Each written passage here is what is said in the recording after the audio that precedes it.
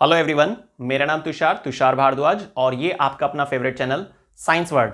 आज के इस वीडियो में हम क्लास 10th की बायोलॉजी का एक इंपॉर्टेंट चैप्टर, फुल चैप्टर एक ही वीडियो में कंप्लीट करने वाले हैं, बल्कि रिवाइज करने वाले हैं, क्योंकि इन सभी टॉपिक्स पर जो हमारी वीडियोस हैं वो पहले भी जा चुकी हैं, आपने उनको देखा भी होगा। लेकिन अब क्लास 10th सेकेंड टर्म काफी नजदीक आ चुका है, थोड़ा ही समय बचा है, तो अब इसलिए आपको क्या करना है, डिटेल भी लेनी है, पर लेकिन आपको पूरा चैप्टर नहीं रिवाइज करना है, जो इंपॉर्टेंट टॉपिक्स हैं उनको रिवाइज करना है। ठीक है, क्लास 10th के अकॉर्डिंग जो आपने एक्स्ट्रा पढ़ा है वो ठीक है, वो काम आएगा इन फ्यूचर, लेकिन अभी आपको 10th के जो बोर्ड के एग्जाम और मे बी मुझे जैसा लगता है कि भाई ऑफलाइन ही होंगे, ठीक है, तो उसके लिए तैयारी करके चलनी है। तो अब आपको क्या करना होगा, जो भी आपके चैप्टर्स आ रहे हैं उन सभी को रिवाइज करना है, कम समय में फुल्ली रिवाइज करना है। तो चलिए स्टार्ट करते हैं आज के इस वीडियो को, जिसमें हम पूरा चैप्टर रिवाइज करने वाले हैं। Class 10th heredity and evolution जो बायोलॉजी का एक चैप्टर है। देखिए, सबसे पहली बात, सीबीएसई के अकॉर्डिंग कुछ टॉपिक्स को हटा दिया गया। मेरे हिसाब से आपको थोड़ा बहुत उन टॉपिक्स के बारे में भी मालूम होना चाहिए। आपको कोई भी रिस्क नहीं लेना है अपने एग्जाम्स में, ठीक है। तो आप इस वीडियो को शुरू से लास्ट तक देखेंगे तो आपका ये चैप्टर एक ही वीडियो में फुल्ली कवर हो जाएगा और आपको कोई और वीडियो देखने की जरूरत भी नहीं पड़ेगी, ठीक है। चलिए समझते हैं अब एक बार। ये कुछ इंपॉर्टेंट टॉपिक्स हैं जिनको मैंने यहां पर डाला हुआ है, इनकी डिटेल्स नहीं लिखी है क्योंकि अभी हमें क्या करना है, समझना है। अगर आपको किसी एक पर्टिकुलर टॉपिक पर वीडियो की नीड है तो वो आपको हमारे चैनल पर मिल जाएगी हेरिडिटी एंड इवोल्यूशन की प्लेलिस्ट में, ठीक है। सबसे पहला हम पॉइंट लेंगे कुछ important terms. Heredity and evolution, ये जो चैप्टर है ना, इसमें छोटी छोटी बहुत सारी डेफिनेशन है, जिसमें से कुछ इंपॉर्टेंट जो आपको मालूम होनी चाहिए। जिसमें नंबर फर्स्ट, हेरिडिटी क्या है। देखिए, बायोलॉजी की बहुत सारी ब्रांच होती हैं, है ना, उसमें से एक ब्रांच है genetics. Genetics is the branch of biology in which we study about heredity and variation, जिसमें आप हेरिडिटी की स्टडी करते हैं और वेरिएशन की स्टडी करते हैं, ठीक है। हालांकि वेरिएशन जो है इवोल्यूशन से भी कनेक्ट होता है, लेकिन अब सबसे पहली बात कि भाई हेरिडिटी क्या है। हेरिडिटी का मतलब होता है transmission of character from parents to their offspring, ठीक है। माता पिता से जो बच्चों में कैरेक्टर का ट्रांसमिशन होता है, यही है हेरिडिटी, ठीक है, क्लियर। तो हेरिडिटी क्या है, transmission of character from parents to their offspring. Number second, variation. Variation का मतलब क्या होता है, बदलाव, चेंजेस। जो एक जनरेशन में आ रहे हैं तो उससे कोई बेनिफिट नहीं है, लेकिन ये चेंजेस जब लगातार बने रहते हैं और कई सौ जनरेशन तक चलते हैं, कई हजार जनरेशन तक कंटिन्यू रहते हैं, तो उसकी वजह से एक नई फॉर्मेशन होती है, जिसको हम क्या बोलते हैं, स्पीसीएशन, ठीक है। स्पीसीएशन क्या है, formation of new species from pre existing ones. लेकिन पुरानी उपस्थित प्रजाति से एक नई प्रजाति का जो जन्म होगा वो कैसे होगा, वेरिएशन की वजह से होगा। लेकिन कितनी स्टेज लगेंगी इसमें या कितनी जनरेशन लगेंगी, कुछ फिक्स नहीं है, कई सौ कई हजार जनरेशन लग जाती हैं। खुद ह्यूमन इसका एक बेस्ट एग्जांपल है, ठीक है। तो स्पीसीएशन भी एक टर्म है जो आपको इस टॉपिक में कवर करनी चाहिए कुछ इंपॉर्टेंट लिस्ट में, जिसमें हमने सबसे पहले क्या लिया था, हेरिडिटी, जेनेटिक्स, और नेक्स्ट हमने लिया अभी स्पीसीएशन। क्लियर हो गया है, ठीक है। अब नेक्स्ट सुनते हैं इवोल्यूशन। इवोल्यूशन का मतलब होता है ग्रेजुअल चेंजेस, क्रम से आने वाले बदलाव, ठीक है। किसी भी स्पीसीज में, किसी भी ऑर्गेनिज्म में जो लगातार बदलाव आते रहते हैं, और ये बदलाव आने जरूरी भी हैं, क्योंकि नेचर तभी उसको टिकने की परमिशन देती है, बने रहने की परमिशन देती है। अदरवाइज क्या होता है, वो प्रजाति वहां से लुप्त हो जाती है, जैसा कि डायनासोर्स के साथ भी हुआ। हालांकि डायनासोर्स को लेकर अलग अलग थ्योरीज हैं, लेकिन यहां पर आप इस चीज को कनेक्ट कर सकते हैं, ठीक है। यहां पर हम नोट कर लेते हैं, जेनेटिक्स, हेरिडिटी, इवोल्यूशन, ठीक है, वेरिएशन और जीन। देखिए, जीन क्या है, gene is a smallest segment of a DNA. Gene क्या होता है, एक छोटा सा हिस्सा होता है डीएनए का जो एक कैरेक्टर को कोड करता है। याद रखिएगा, gene is a smallest segment of DNA, ठीक है, या functional unit of DNA that always code single character. Example लेते हैं, हाइट के लिए अलग जीन होता है, ear lobe, free ear lobe है या अटैच्ड ईयर लोब है, इसके लिए अलग जीन होता है, कलर कॉम्प्लेक्शन के लिए अलग जीन होता है, एज के लिए, हर एक चीज के लिए अलग अलग जीन होता है। हर कैरेक्टर को एक जीन ही कोड करता है, ये बात आपको ध्यान रखनी है। ठीक है, तो कुछ इंपॉर्टेंट डेफिनेशन है जो यहां पर आपको ध्यान रखनी है, और एक खास जो इंपॉर्टेंट डेफिनेशन है वो है जेनेटिक ड्रिफ्ट। किसी स्मॉल पॉपुलेशन की जीन की फ्रीक्वेंसी में जो बदलाव आता है उसको जेनेटिक ड्रिफ्ट कहते हैं। ठीक है, किसी भी स्मॉल पॉपुलेशन में जो भी नंबर ऑफ इंडिविजुअल एग्जिस्ट करते हैं किसी भी पर्टिकुलर एरिया के अंदर, तो उनकी जो जीन की फ्रीक्वेंसी है जिसमें जो चेंजेस देखे जाते हैं उसी को हम क्या बोलते हैं, जेनेटिक ड्रिफ्ट। तो आप यहां पर जेनेटिक ड्रिफ्ट को भी ऐड करेंगे। ठीक है,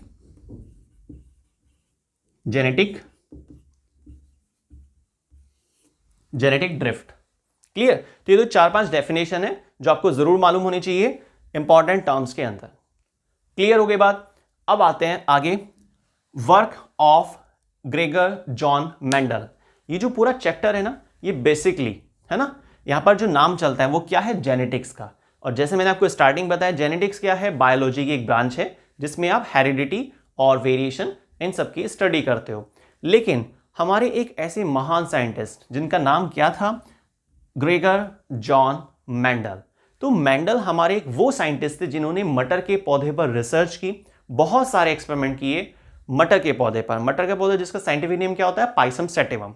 ठीक है, अब मटर के पौधे पर काम करके वो क्या साबित करना चाहते थे कि भाई कैरेक्टर का ट्रांसमिशन होता है parents to their offspring, plants के केस में। ये जो उन्होंने एक्सपेरिमेंट किया वो प्लांट के केस में था, है ना, इसलिए मटर का पौधा बोला जा रहा है। ठीक है, याद रखिएगा कि आपका प्लांट से रिलेटेड है ये जो ग्रेगर जॉन मेंडल हमारे साइंटिस्ट थे। ठीक, ग्रेगर जॉन मेंडल हमारे वो साइंटिस्ट थे जिन्होंने ये बताया मटर के पौधे पर रिसर्च करके कि भाई कैरेक्टर का ट्रांसमिशन होता है पेरेंट्स टू देयर ऑफस्प्रिंग, और पेरेंटल बॉडी से जो भी फॉर्मेशन होती है उसमें कैरेक्टर ट्रांसमिट होते हैं। लेकिन उस समय साइंस में ज्यादा चेंजेस नहीं हुए थे, इवोल्यूशन नहीं हुआ था, इसीलिए वहां पर जीन का नाम यूज ना करके ट्रेट वर्ड यूज किया जाता था। ठीक है, इतनी बात ध्यान रखनी है। इसके अलावा एक खास बात कि जो ग्रेगर जॉन मेंडल साइंटिस्ट थे उन्होंने इन सब चीजों के बारे में बताया, लेकिन वो काफी ज्यादा फेमस नहीं हो पाए क्योंकि उन्होंने जो अपना पेपर पब्लिश कराया वो एक जनरल मैगजीन थी जो काफी हाई लेवल पर नहीं चलती थी। और खास तौर पर एक और पॉइंट भी सुनने में आता है कि भाई ग्रेगर जॉन मेंडल एक नॉर्मल फैमिली से बिलोंग करते थे। उन्होंने जिस समय अपना टॉपिक लॉन्च किया या प्रस्तुत किया तो उसी समय डार्विन का टॉपिक भी चल रहा था, और डार्विन काफी हाई लेवल के साइंटिस्ट थे जिन्होंने थ्योरी ऑफ नेचुरल सिलेक्शन को लेकर कुछ बात रखी हुई थी। तो उनकी चीजों को थोड़ा सा, मेंडल की जो कॉन्सेप्ट थी उसको थोड़ा सा इग्नोर किया गया। बाद में कुछ और साइंटिस्ट हैं जिन्होंने मेंडल की कॉन्सेप्ट को सबके सामने बताया कि ये हमारे एक साइंटिस्ट थे जिन्होंने कुछ बताया, लेकिन इसको ज्यादा फोकस नहीं किया गया। फिर जब थोड़ा सा छानबीन की गई तो पता चला कि हाँ भाई ये बात सही है। फिर ग्रेगर जॉन मेंडल जो हमारे साइंटिस्ट थे जिनकी डेथ हो चुकी थी, ठीक है, उनको फादर ऑफ जेनेटिक्स का नाम दिया गया, और जो वो टीम थी उस रीडिस्कवर ऑफ मेंडल के नाम से जाना जाता है। क्लियर? अब बात आती है कि ग्रेगर जॉन मेंडल ने जो मटर का पौधा था वही सेलेक्ट क्यों किया, बल्कि एनसीईआरटी में क्वेश्चन भी है, इंपॉर्टेंट है, why Gregor John Mendel select a pea plant. Pea plant में ऐसी क्या खास बात है? देखिए, मटर के पौधे में 7 तुलनात्मक गुण होते हैं, 7 पेयर ऑफ कंट्रास्टिंग कैरेक्टर पाए जाते हैं मटर के पौधे में। ठीक है, जिसमें से आपको 2 या 3 एग्जांपल के तौर पर याद रखनी चाहिए, जैसे कि पोड शेप, पोड कलर, पोड मतलब जो एक लीफी पार्ट्स होते हैं जिसके अंदर मटर छुपी सी रहती है, ठीक है ना। तो pod shape, pod colour, seed shape, seed colour, plant height, ठीक है, और इनकी जो लाइफ साइकिल है ना वो बहुत ही शॉर्ट, बहुत ही थोड़े समय के अंदर जो मटर का पौधा है अपनी लाइफ साइकिल को कंप्लीट कर लेता है। तो इस तरीके से, ठीक है, तो इसमें से आप कोई भी 2 या 3 को ध्यान रखेंगे, है ना, और एग्जांपल के तौर पर कि भाई why Mendel select the pea plant, तो रीजन क्या बताएंगे आप? 7 पेयर ऑफ कंट्रास्टिंग कैरेक्टर, जिसमें से आपको 1 या 2 जरूर याद होना चाहिए कम से कम। मेरे हिसाब से आप 2 जरूर याद रखिएगा, ठीक है। सीड कलर कर लीजिए और सीड शेप कर लीजिए, ठीक। अब आते हैं नेक्स्ट टॉपिक पर, ठीक है। ये तो आपको क्लियर हुआ कि भाई कुछ इंपॉर्टेंट टर्म वो क्या क्या है, ग्रेगर जॉन मेंडल जो साइंटिस्ट हैं उन्होंने क्या क्या काम किया, ये बात क्लियर हो गई। अब इसी से जुड़े हुए ये 2 टॉपिक भी हैं, मोनोहाइब्रिड क्रॉस और dihybrid cross. Gregor John Mendel जो हमारे साइंटिस्ट थे 2 एक्सपेरिमेंट भी दिए, और वो कौन से थे? मोनोहाइब्रिड क्रॉस और डाइहाइब्रिड क्रॉस। एक्सपेरिमेंट तो काफी सारे परफॉर्म किए गए, लेकिन कैरेक्टर को लेकर अगर आप एक कैरेक्टर को लेकर चलते हैं, उनकी 2 फॉर्म के बीच में क्रॉस कराते हैं तो बनता है मोनोहाइब्रिड क्रॉस। अगर आप 2 कंट्रास्टिंग कैरेक्टर को लेकर चलते हैं, 2 कैरेक्टर जिनकी 4 फॉर्म बनती है, क्योंकि हर एक कैरेक्टर की 2 फॉर्म होती है, एक डोमिनेंसी वाली और एक रेसेसिव वाली, ठीक है। एक डोमिनेंट पार्ट होता है, एक रेसेसिव पार्ट होता है। तो अगर आप 2 कैरेक्टर लेके चलते हैं इसका मतलब 4 फॉर्म। तो 4 फॉर्म के बीच में जब आप क्रॉस कराते हैं तो उसे क्या बोलेंगे? Dihybrid cross. और जब आप एक कैरेक्टर की 2 फॉर्म के बीच में क्रॉस कराते हैं तो उसे बोलते हैं मोनोहाइब्रिड क्रॉस। जैसे एक एग्जांपल लेते हैं मोनोहाइब्रिड क्रॉस के लिए, कैपिटल टी स्मॉल टी। तो देखिए ये एक ही कैरेक्टर की 2 फॉर्म है और कैरेक्टर क्या है? हाइट। ठीक है, तो हाइट की 2 पॉसिबिलिटी, या तो लंबे पौधे होंगे या छोटे पौधे होंगे। तो जब आप इनके बीच में क्रॉस कराएंगे तो इसे क्या बोलेंगे हम? Monohybrid cross. जिसका रिजल्ट जो आता है वो क्या है? यहां पे 2 रिजल्ट देखे जाते हैं। एक तो आपका होता है फिनोटाइपिक रेशियो, मतलब फिजिकली, जिसमें आप बाहर से देख रहे हैं, ज्यादा गहराई से नहीं देख रहे हैं, 3:1। एक होता है 1:2:1। ठीक है, तो ये होता है जीनोटाइपिक रेशियो और ये होता है फिनोटाइपिक रेशियो। फिनोटाइपिक मतलब बाहर से, जीनोटाइपिक मतलब गहराई से, है ना, जिसमें थोड़ा सा प्योरिटी का और भी ज्यादा पता चलता है कि इम्प्योर पार्ट कौन सा है और प्योर पार्ट कौन सा है। ठीक है, नेक्स्ट आपके पास आता है डायहाइब्रिड क्रॉस।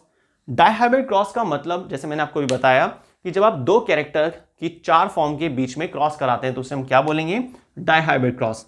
इसका एग्जांपल देखते हैं एक बार। कैपिटल आर स्मॉल वाई का आप क्रॉस करा रहे हैं किसके साथ? Small R capital Y. Round seed, wrinkled seed, green seed, yellow seed, है ना। तो ये राउंड सीड मतलब गोल बीज, है ना। रिंकल्ड थोड़ा सा जैसे मुड़ा हुआ सा रहता है ना, झुर्रीदार टाइप से, इस तरीका टेढ़ा मेढ़ा सा। ठीक है, और ये राउंड सीड, ये ग्रीन और ये येलो। तो इस तरीके से आपने सीड की जो शेप है उसकी 2 फॉर्म और सीड जो कलर है उसकी जो 2 फॉर्म होती हैं उनके बीच में क्रॉस कराया, है ना। मैं यहां पर लिख देता हूं उसको, सीड शेप और सीड कलर। तो ये 2 कैरेक्टर हो गए, इस कैरेक्टर की भी 2 फॉर्म और नीचे जो कैरेक्टर है उसकी भी 2 फॉर्म। इनके बीच में जब हम क्रॉस कराते हैं तो हम क्या बोलते हैं? Dihybrid cross. नेक्स्ट एक टॉपिक है जो इन्हीं से जुड़ जाता है, हालांकि वो है लॉज ऑफ मेंडल।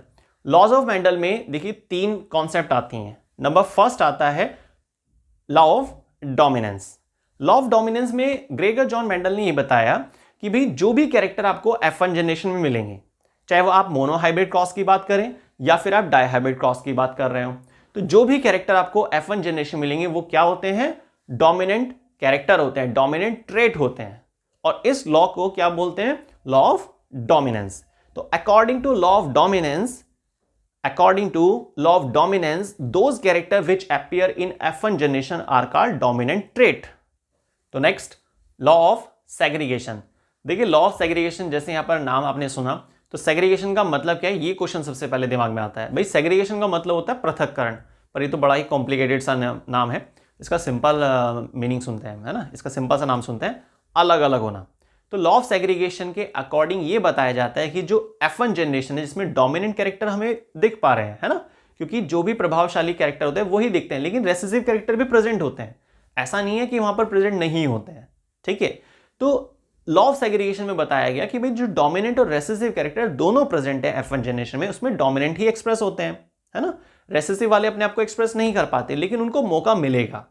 कब मिलेगा? जब F1 जनरेशन से F2 जनरेशन में कैरेक्टर का ट्रांसमिशन होता है, क्योंकि उसके बीच में एक प्रोसेस चलेगा, क्योंकि उस दौरान एक प्रोसेस चलता है जिसको हम क्या बोलते हैं? गैमेटोजेनेसिस, जिसकी वजह से क्या होता है? छुपे हुए कैरेक्टर को भी मौका मिल जाता है प्रभावशाली कैरेक्टर से अलग होने का, फिर वहां जाकर वो सेकंड जनरेशन में अपना इफेक्ट दिखा पाते हैं।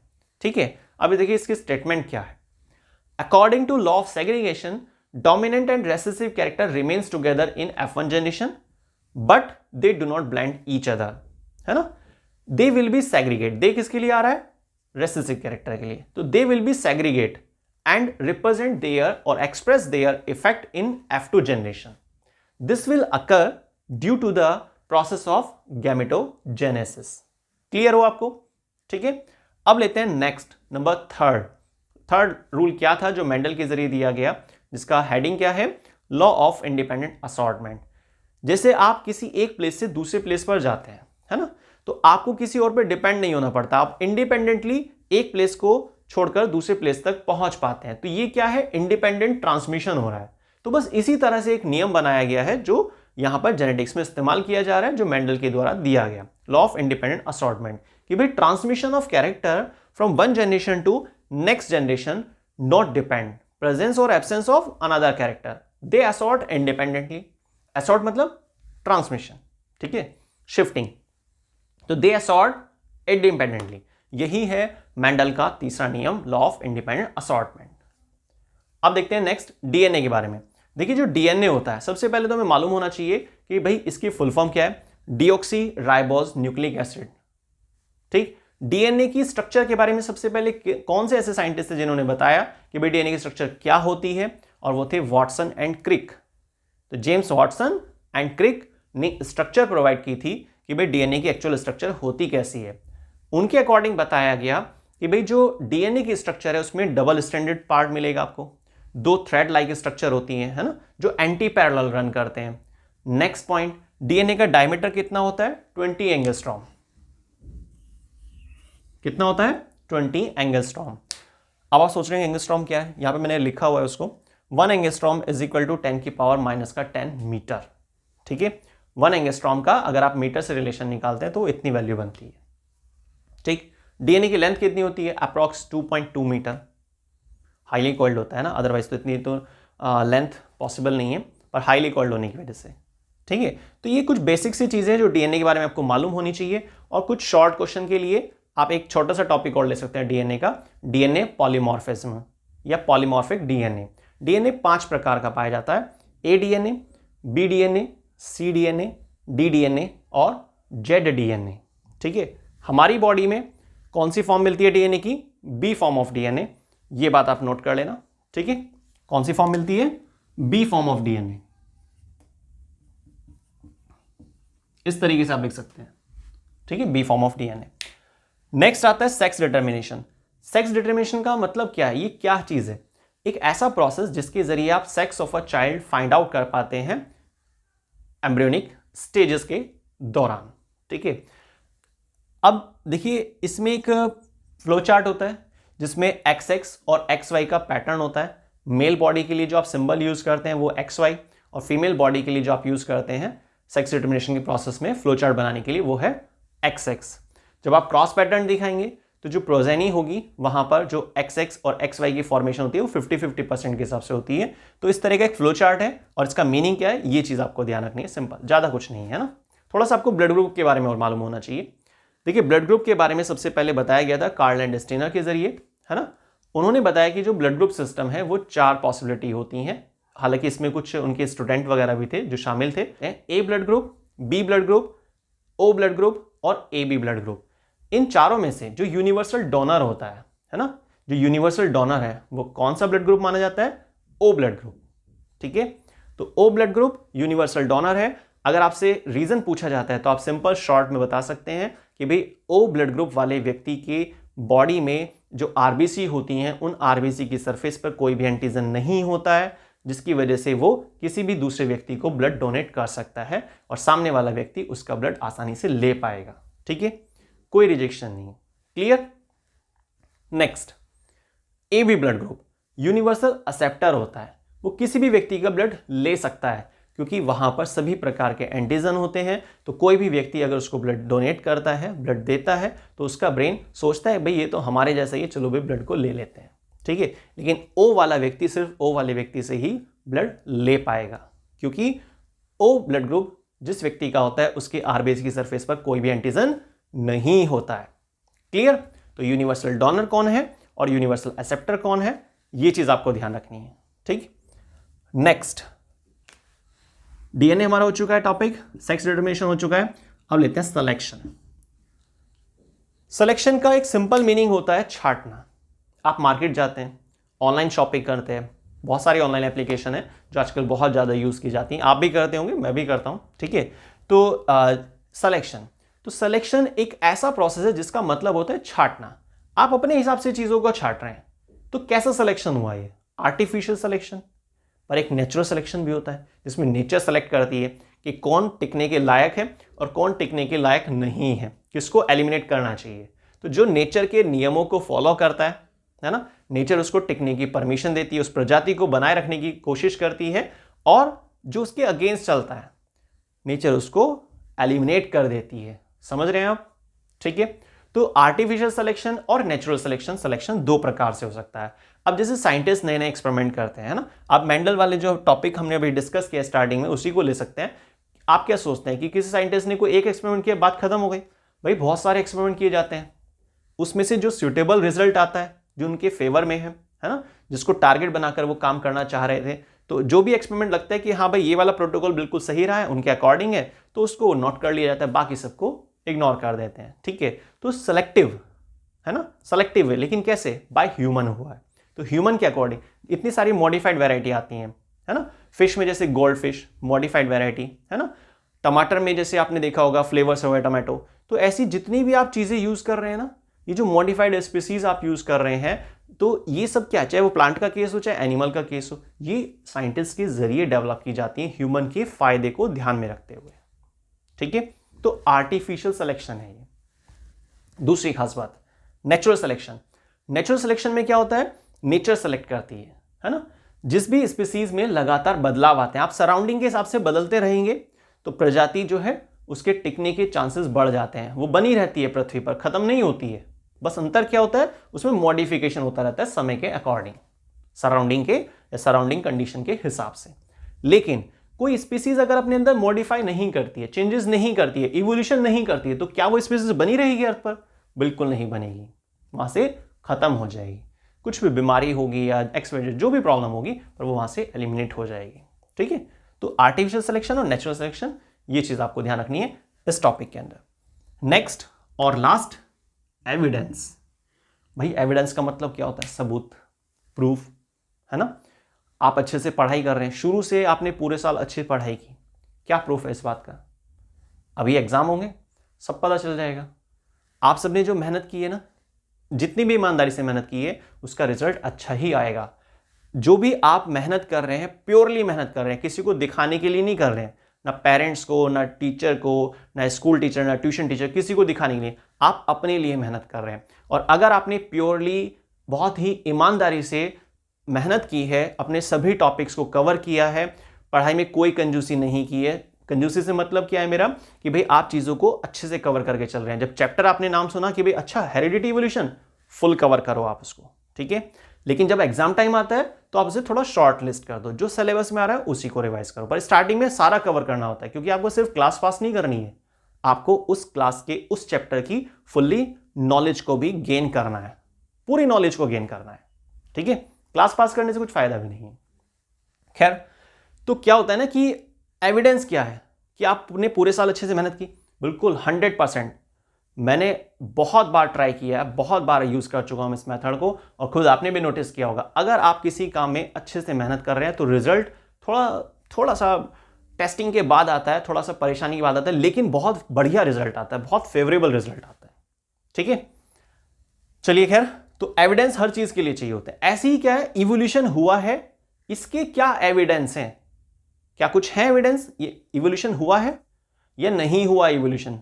तो यहां पर आपको कुछ पॉइंट्स याद रखने होते हैं, जैसे कि नंबर फर्स्ट, होमोलोगस, एनालोगस। ठीक है। ये दो इंपॉर्टेंट है जो आपको जरूर याद रखने हैं, बाकी फॉसिल्स भी आप ले सकते हैं। ठीक है। तो होमोलोगस क्या होता है? जब सेम स्ट्रक्चर और डिफरेंट फंक्शन। तो होमोलोगस, डिफरेंट स्ट्रक्चर और सेम फंक्शन। अब इसमें एग्जाम्पल क्या होगा, एक एक करके एग्जाम्पल के साथ करते हैं ना। होमोलोगस का मतलब होता है जब सेम स्ट्रक्चर होती है और डिफरेंट फंक्शन होता है। ऐसे ऑर्गन जो सेम स्ट्रक्चर दिखाते हैं लेकिन फंक्शन उनका अलग अलग होता है, तो उसको हम क्या बोलते हैं? Homologous organ. और अगर किसी भी दो अलग अलग प्रजाति में थोड़ा बहुत भी सिमिलरिटी देखी जाती है, तो इसका मतलब कहीं ना कहीं तो वो दोनों एक ही थे, कभी ना कभी। ठीक है। सिंपल सी बात। अब इसमें एग्जाम्पल क्या हो सकता है, जैसे कि ह्यूमन के हैंड, लिजार्ड के हैंड। तो यहां पर बोन्स का जो केस है, जो स्ट्रक्चर है, बेसिक स्ट्रक्चर जो है, आधार है, वो सेम है। ठीक है। लेकिन फंक्शन अलग अलग है। हमारे हाथ किस में काम आते हैं? ग्रास्पिंग में काम करते हैं, है ना।